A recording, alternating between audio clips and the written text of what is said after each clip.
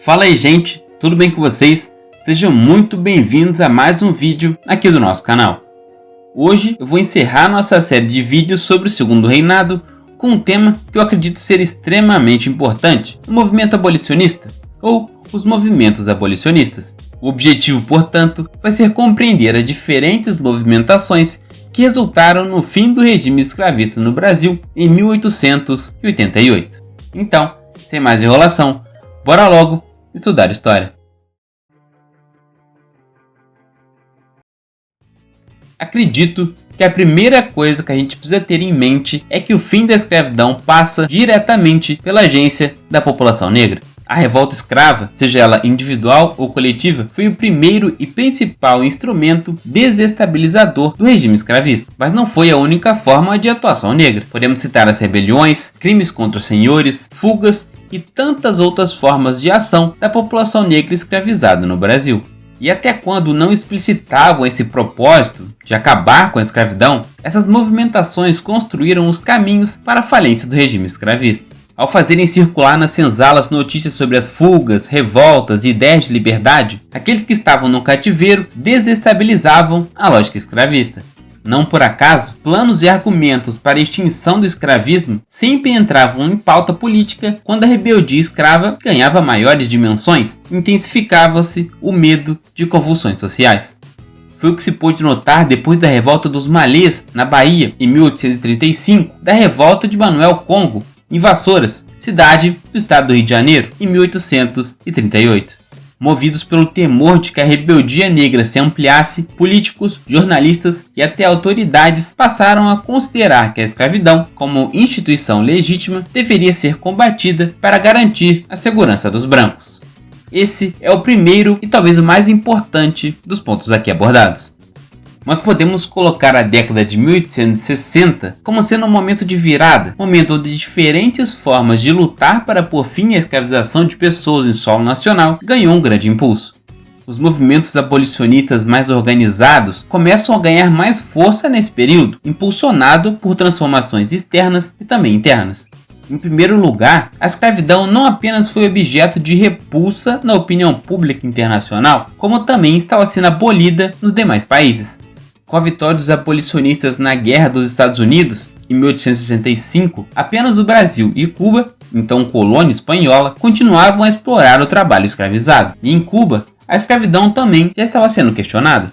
Fator decisivo para colocar em pauta a discussão sobre a permanência ou não da escravidão foi também a ação dos próprios escravizados, como acabamos de dizer. Na segunda metade do século XIX, houve o crescimento do número de revoltas escravizadas pelo país, sendo os cativos os mais importantes atores nas lutas por sua liberdade. Por fim, na arena política, a percepção sobre a continuidade da escravidão também se modificou. No parlamento, alguns políticos introduziram esse debate. Projetos de leis começaram a ser elaborados. Membros do Partido Liberal aderiram à defesa da abolição. Aos poucos, setores moderados do Partido Conservador também enfrentaram o tema e assumiram a necessidade de resolver a questão. Mudanças no contexto externo, mobilização dos escravizados, surgimento de novos atores a partir da urbanização, divisões na elite política, essas foram as condições para que no final da década de 1860 os movimentos abolicionistas começassem a se organizar e se amplificar. Todos esses elementos se articulavam. A questão do fim da escravidão estava no centro das atenções no Brasil. Dentro desse cenário de atuações dos movimentos abolicionistas, acho que vale a pena a gente abrir um parêntese e falar de um caso específico de um grande abolicionista, Luiz Gama. Luiz Gama, um homem negro, nasceu livre, mas aos 10 anos de idade, em 1840, foi vendido como escravizado pelo próprio pai para saldar dívidas de jogo. Depois de 8 anos, Luiz Gama reconquistou a liberdade e se dedicou à causa abolicionista. Sem conseguir cursar a faculdade de Direito, aprendeu na prática o ofício, tornando-se o que era chamado de rábula, um leigo com autorização de participar de processos judiciais no papel de advogado. Ele defendeu judicialmente escravizados que a ele recorriam com as mais diferentes contendas, inclusive aqueles interessados em reivindicar carta de alforria para si ou para os seus. Ficaram famosos os anúncios desses serviços que Luiz Gama fazia questão de publicar logo abaixo de anúncios de fugas e recompensa por captura de escravos nos jornais da corte. ele sustentava publicamente que a escravidão era um roubo por estar assentada numa transação ilegal, já que o tráfico atlântico havia sido proibido em 1831. Sua ousada atuação nos tribunais e na imprensa, bem como a participação em sociedades abolicionistas, interferiu nos encaminhamentos da chamada questão servil. Luiz Gama foi incisivo, como poucos, na exposição do quanto a escravidão e o racismo se entrelaçavam na cultura do Brasil oitocentista. Calcula-se, inclusive, que libertou cerca de 500 escravizados por meio de suas ações entre as décadas de 1860 e 1880. Após conhecer brevemente a trajetória de um grande abolicionista, vamos passar a discutir sobre os movimentos sociais abolicionistas, como descreve a historiadora Lamira de Albuquerque.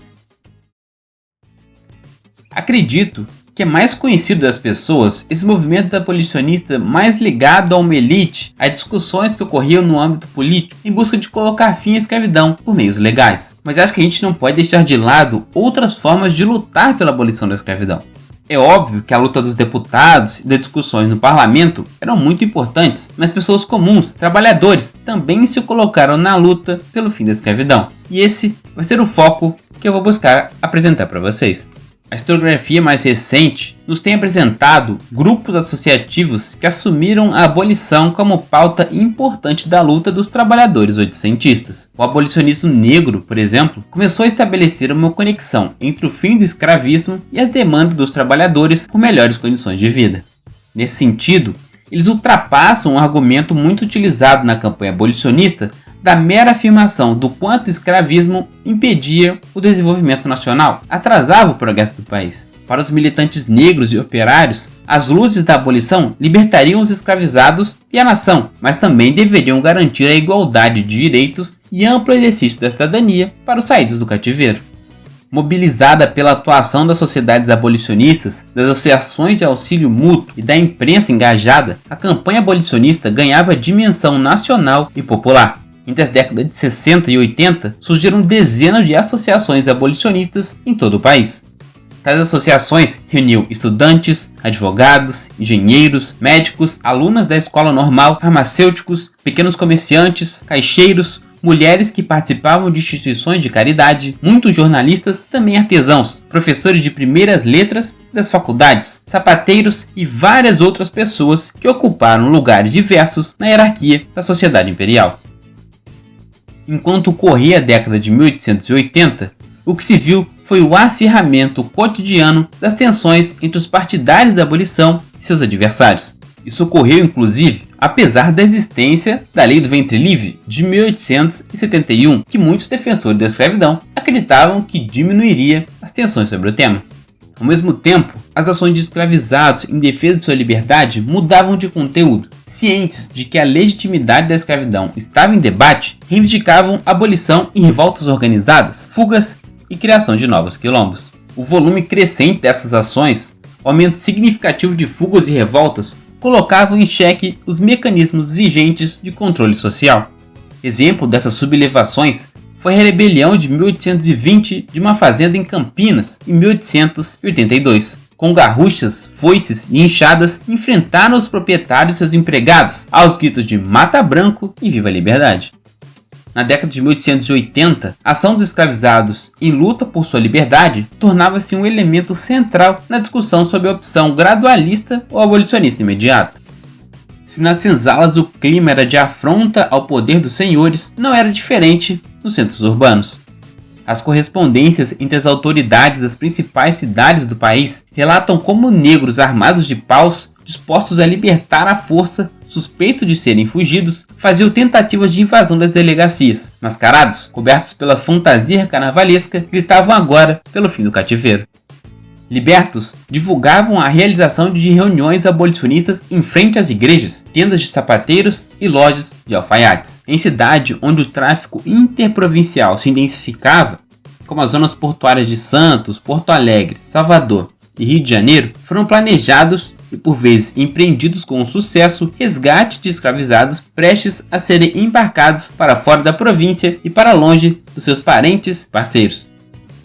Como podemos perceber, os movimentos abolicionistas foram muito importantes, ocorreram em diferentes lugares do país e atraíram muitas pessoas, não somente membros de uma elite política e econômica. É importante ter isso em mente, que não foram somente os ricos que participaram do movimento para pôr fim ao regime escravista. Não foram somente os grandes nomes como André Rebouças e Joaquim Nabuco que participaram desse movimento, mas também muitos trabalhadores anônimos se engajaram nessa luta.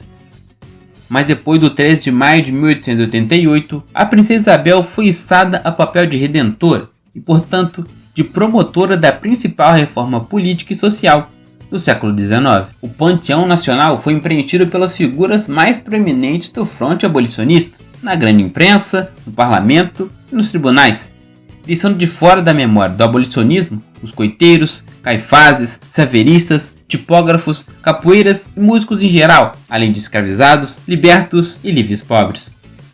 No entanto, vários desses sujeitos interpretaram a assinatura da Lei Áurea como apenas mais um passo em direção aos propósitos da campanha abolicionista. Como disse um grupo de libertos de Partido Alferes, no Rio de Janeiro, em carta enviada a Rui Barbosa em 1889, eles diziam o seguinte: nossos filhos jazem imersos em profundas trevas. É preciso esclarecê-los e guiá-los por meio da instrução. Compreendemos perfeitamente que a liberdade partiu do povo que forçou a coroa e o parlamento a decretá-la. Pensada nesses termos, a luta pela liberdade não foi concluída em 1888. Restava a construção da igualdade, que, aliás, continua a ser necessária até os dias de hoje. Antes de terminar, então, bora fazer um resumo do que nós vimos hoje. Começamos apontando que a ação dos escravizados foi essencial para pôr fim ao regime escravista em solo nacional. Entendemos os motivos do fortalecimento dos movimentos abolicionistas na década de 60, que passava por fatores internos e também externos. Vimos também a atuação de um importante abolicionista negro, Luiz Gama. Além disso, vimos como as ações de pessoas comuns aconteceram na luta abolicionista, o que podemos chamar de movimentos sociais abolicionistas. E, por fim, entendemos a década de 1880 e como os debates sobre o fim da escravidão ficaram ainda mais acalorados até a assinatura da Lei Áurea. Então, por hoje foi isso. Espero que você tenha gostado do vídeo. Se você gostou, você já sabe.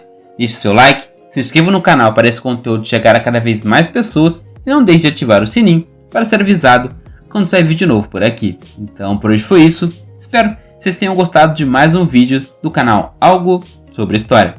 Até a semana que vem.